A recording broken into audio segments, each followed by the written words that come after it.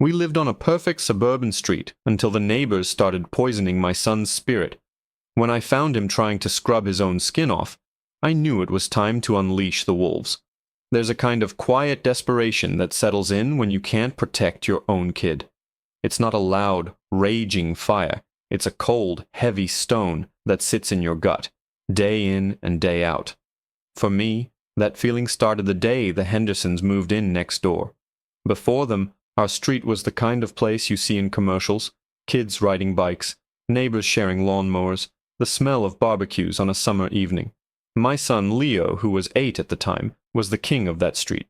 He was a vibrant, joyful kid, with a smile that could disarm a bomb and a deep, infectious laugh.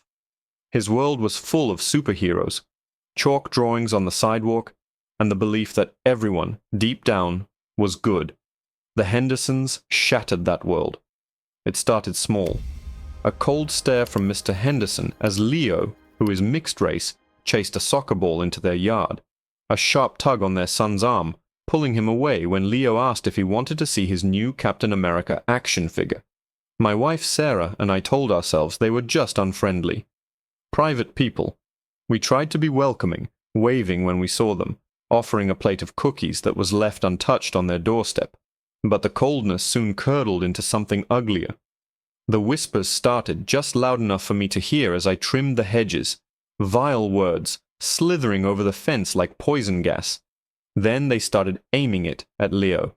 One afternoon he came inside with tears streaming down his face, his little hands clenched into fists.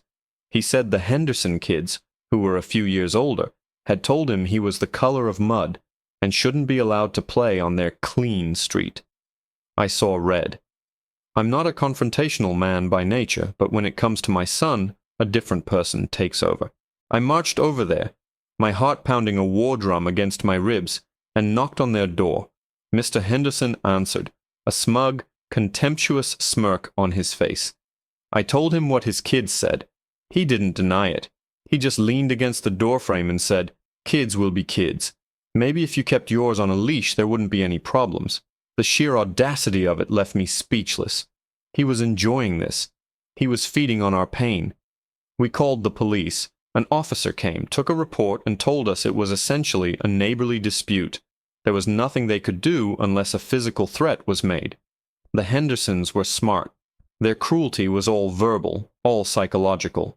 It was death by 1,000 cuts, and my son was the one bleeding. Leo began to change. The light in his eyes dimmed. He stopped asking to play outside. His superhero drawings, once vibrant and heroic, became dark and scribbled. He'd spend hours in his room, quiet as a mouse. The final straw came one Tuesday evening. I went to check on him before bed and found the bathroom door locked. I heard a strange sound, a frantic scrubbing. When he finally opened the door, my heart broke into a million pieces. He was standing by the sink, his little brown arms red and raw. He'd been trying to scrub his skin off with a coarse washcloth and a bar of soap, tears silently tracking through the suds on his cheeks. He looked up at me, his voice a tiny, wounded whisper. "Daddy," he said, his lower lip trembling. "Why don't they like me? Can you make it stop?" That was it. The stone in my gut turned into a raging inferno. I had tried to be the good guy. I had tried to be reasonable, to follow the rules, to be the bigger man, but the bigger man was failing his son. I held Leo tight, promising him I would make it stop, that I would do whatever it took. That night, after Sarah and Leo were asleep, I sat in the dark kitchen for a long time. Then I picked up my phone. I scrolled past the numbers for lawyers and community leaders. I knew they were just more dead ends. My finger hovered over a name I hadn't called in years. Frank. My older brother. We lived in different worlds. My world was PTA meetings and 9-to-5s. His was leather, chrome, and the roar of a V-twin engine. He was the president of the Iron Sentinels Motorcycle Club. I took a deep breath and hit call. He answered on the second ring, his voice a low, gravelly rumble. "Mark? It's late. Everything okay?" I told him everything. I told him about the Hendersons, the whispers, the slurs.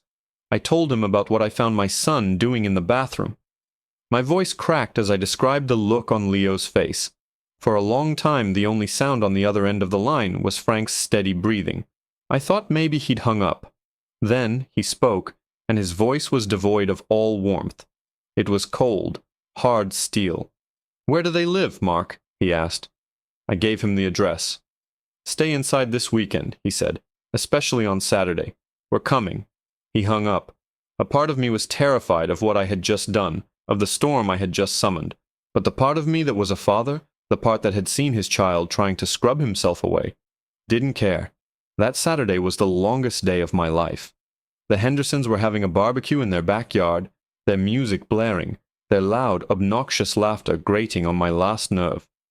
I watched them through the blinds, feeling a sick knot of anticipation and fear twisting inside me.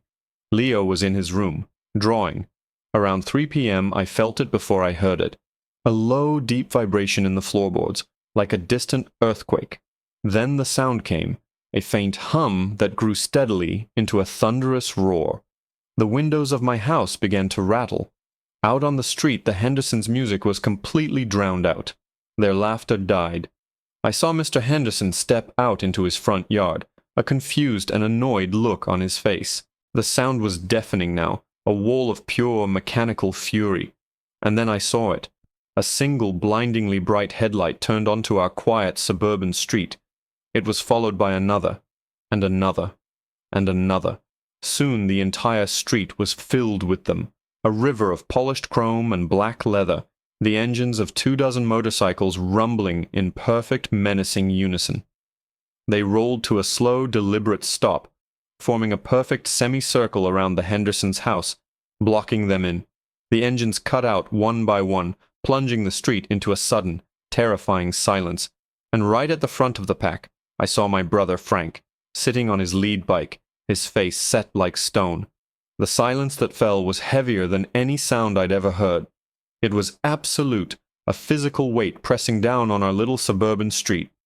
Every biker sat motionless on his machine, a silent army of leather and steel. I could see the patches on their cuts, the snarling wolf head of the Iron Sentinels. They weren't just big guys on bikes, they were a brotherhood, and they moved with the unnerving discipline of a wolf pack. Mr. Henderson, who had puffed out his chest just moments before, now looked like a man who'd stumbled into the wrong cage at the zoo. His face, usually ruddy with arrogance, was a sickly, pale white. His wife appeared in the doorway behind him, her hand flying to her mouth. Slowly, deliberately, Frank swung a leg over his bike. The creak of his leather jacket was the only sound in the world. His boots hit the asphalt with a heavy, final thud. He didn't rush. He took off his riding gloves, tucking them into his belt, and walked towards Henderson's lawn with a calm, rolling gait that was somehow more terrifying than a sprint. He stopped just at the edge of the perfectly manicured grass, a few feet from where Henderson stood frozen. Mark Henderson. Frank's voice wasn't a shout. It was a low, conversational rumble, yet it seemed to carry to every corner of the street.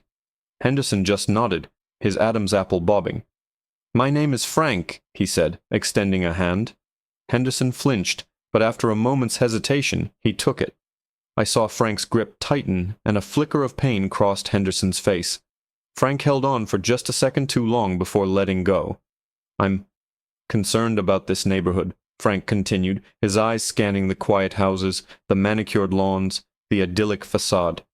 "Seems a little too quiet. You know, sometimes nasty things can grow in the quiet.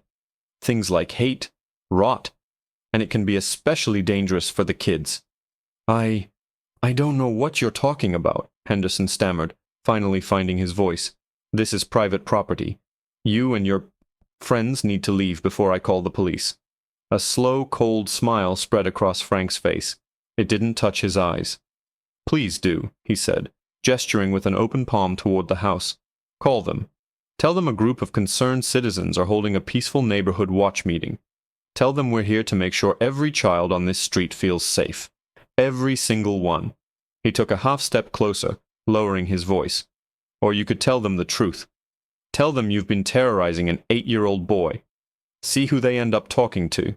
Behind Henderson, I could see his party guests, who had been laughing and drinking beer moments ago, slipping out the back gate, disappearing like cockroaches when the lights come on. The humiliation was a visible wave that washed over him. His shoulders slumped. His eyes darted around, looking for an escape, but he was completely boxed in. He was a king in his little castle, but now the barbarians weren't just at the gates. They were in his throne room. Without another word he turned, stumbled back into his house, and slammed the door. The sound echoed down the silent street like a gunshot. For a moment nothing happened.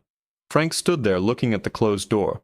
I held my breath, expecting them to fire up their engines and leave. They had made their point, right? They had scared him senseless. But they didn't move. My wife Sarah clutched my arm. "Mark, what's happening? Why aren't they leaving?" Then Frank turned away from the Hendersons' house and looked directly at our window. He caught my eye and gave me a single, almost imperceptible nod. A signal. This wasn't over. This was just the beginning.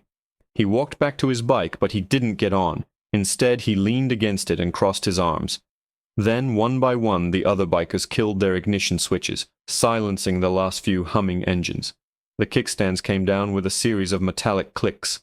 They started getting off their bikes. Some stretched, others pulled out water bottles. A few started talking in low, quiet voices. They weren't leaving. They were settling in. They had turned our quiet residential street into an occupation zone. A few of them even sat down on the curb, their backs to us, their eyes fixed solely on the Hendersons' house. They were a silent, watchful wall of judgment. My heart was pounding. This was so much more than I had bargained for. A simple scare tactic had escalated into a siege. The sun began to dip lower, casting long shadows down the street. The bikers were still there, unmoving. The Hendersons hadn't turned on a single light. Their house was dark and silent, a tomb of their own making. Then my phone buzzed in my pocket. The caller ID was Frank. I answered, my hand shaking. "Mark." His voice was calm and steady through the phone. "Frank, what are you doing? They got the message." "The first part of it," he corrected me.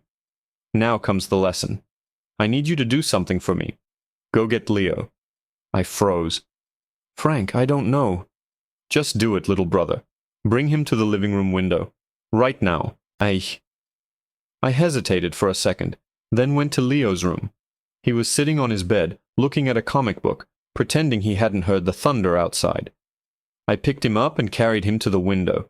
His eyes went wide as he saw the rows of motorcycles and the legion of men standing guard. Across the street, Frank pushed himself off his bike. He looked up, his gaze locking onto his small nephew in the window. A genuine warm smile touched Frank's lips, and he gave Leo a slow, deliberate wink. Leo, mesmerized, shyly smiled back. Then Frank's expression hardened again as he turned to his second-in-command, a man so huge he made the motorcycle he was standing next to look like a toy. His name was Bear. Frank's voice wasn't loud, but in the twilight stillness, I heard every single word, as if he were standing right next to me. "Bear," Frank commanded, "break out the floodlights in the generator.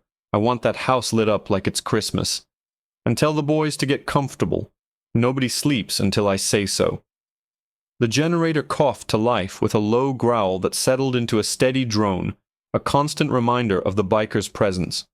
As dusk bled into true darkness, the floodlights flickered on, one after another.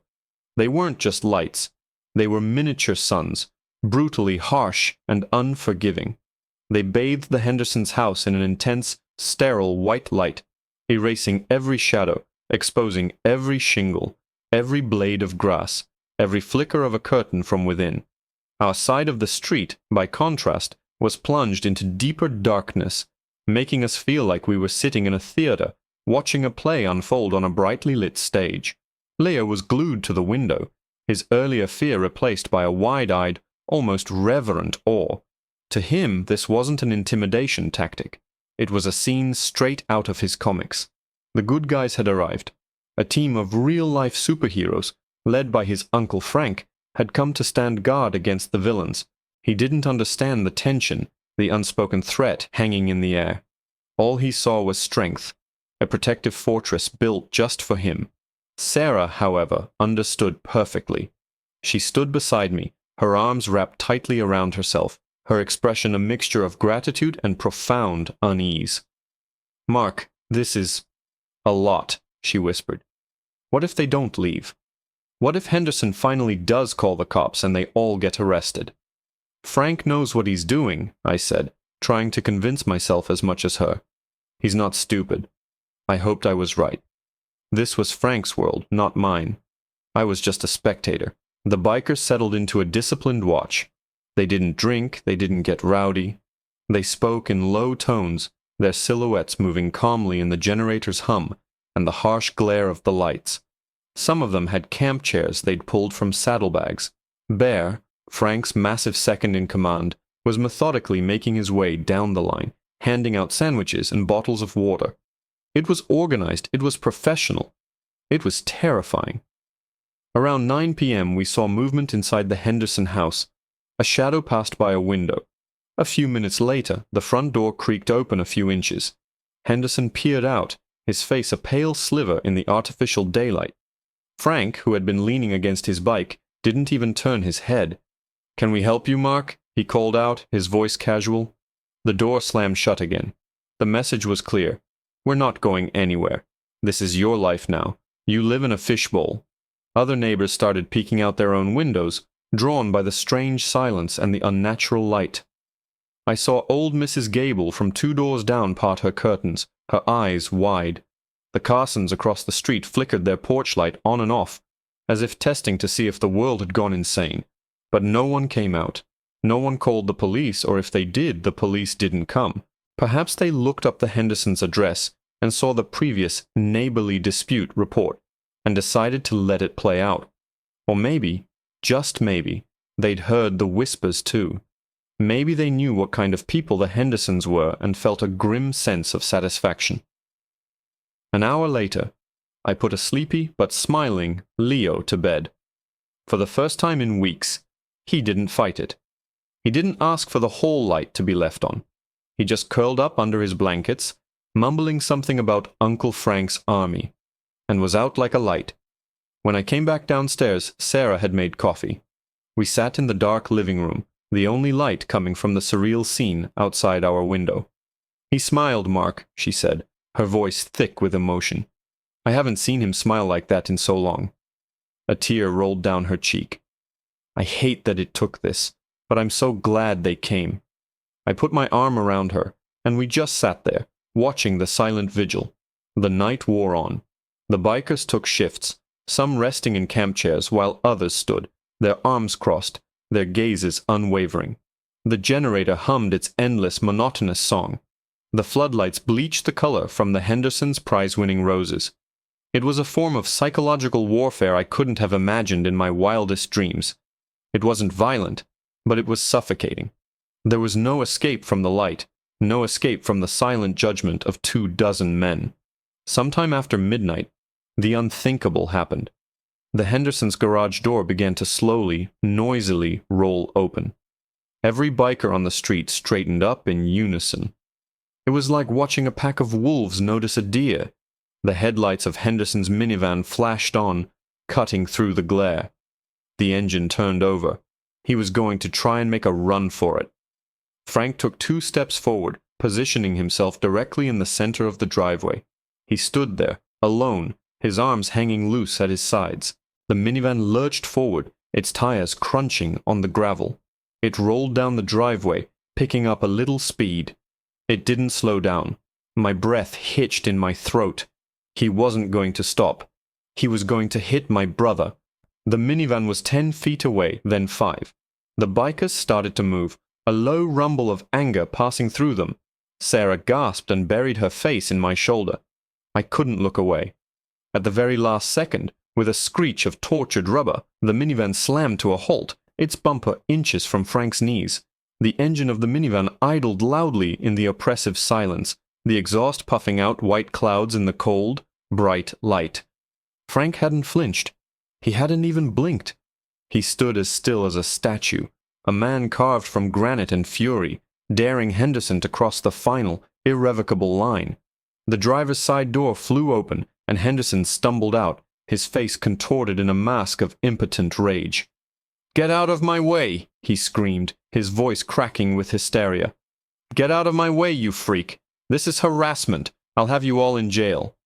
Frank took a slow, deliberate step toward the driver's side of the van. He didn't raise his voice. He didn't need to. His quiet intensity was more menacing than any shout.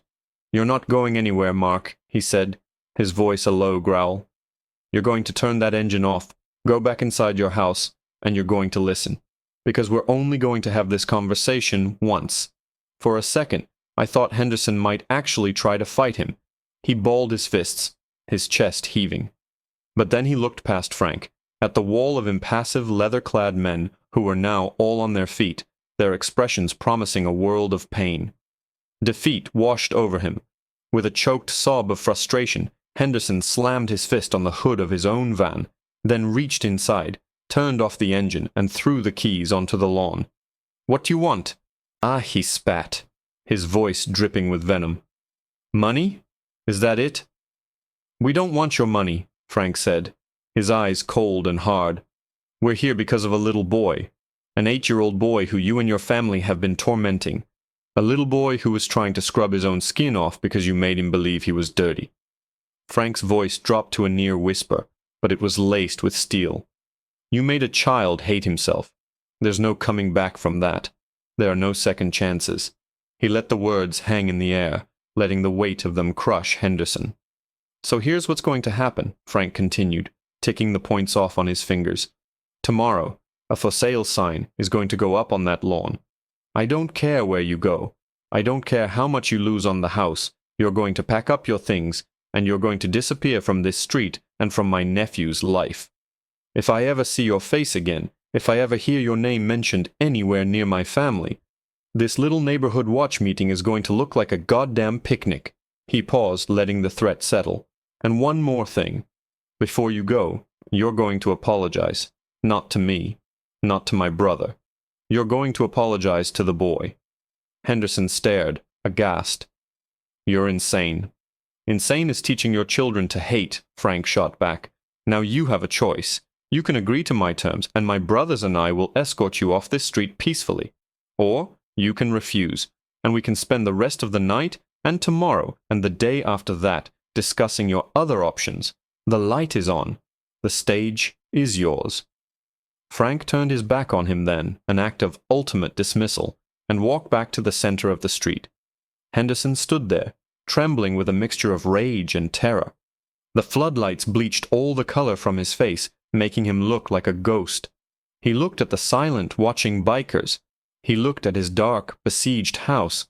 He looked at the life he had built, now crumbling around him. The next morning, as the sun came up, the generator fell silent. The floodlights went dark. The bikers, as one, began to stir. They packed up their chairs, collected their empty water bottles, and methodically, quietly, mounted their bikes. Just as the first rays of sun crested the trees, a truck from a local realty company pulled up. A man got out, hammered a "for sale" sign into Henderson's lawn, and drove away without a word. A few minutes later, the Hendersons' front door opened. Henderson walked out onto his porch, looking haggard and defeated.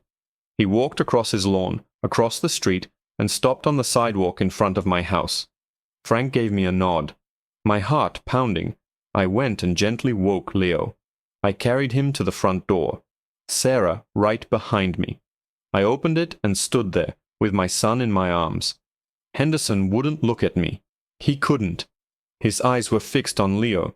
His voice was a hoarse, broken thing. I'm sorry," he mumbled, the words sounding like they were being dragged out of him over broken glass. For what we said, for what we did. It was wrong. We were wrong. I'm sorry." Leo just looked at him, his expression unreadable. He didn't say anything. He just watched. Henderson stood there for a moment longer, a man stripped of all his power and pride, before turning and shuffling back to his house. With that, Frank gave a signal. One by one, the engines roared to life, a triumphant, thundering chorus that shook the very ground. They turned their bikes and rolled out the way they came, a magnificent departing tide of chrome and leather. Frank was the last to leave. He pulled up beside my driveway, lifted the visor on his helmet, and looked at Leo. "You stay strong, little man," he said, his voice full of a gruff warmth I hadn't heard in years. "You've got the heart of a sentinel. He gave Leo one last wink, then turned and roared down the street, disappearing after his brothers. Within 2 weeks the Hendersons were gone. A new family moved in, a nice couple with a daughter Leo's age. The first time Leo went outside to play with her, I watched from the window, my heart in my throat. He was hesitant at first, but then she laughed at one of his jokes, and I saw it. The smile. That brilliant, bomb-disarming smile returned to his face, brighter than ever before. The stone in my gut was gone. That night, Leo was in his room, not with his superhero figures, but with his crayons. He was drawing a picture. It wasn't of Captain America or Iron Man. It was a drawing of a dozen motorcycles surrounding a big, snarling wolf's head, and in the middle of it all he'd drawn a little boy with a huge smile on his face, holding hands with a giant man in a leather jacket. My brother had done more than just scare off a bully. He had given my son his superheroes back. He'd shown him that sometimes the good guys don't wear capes, sometimes they wear leather.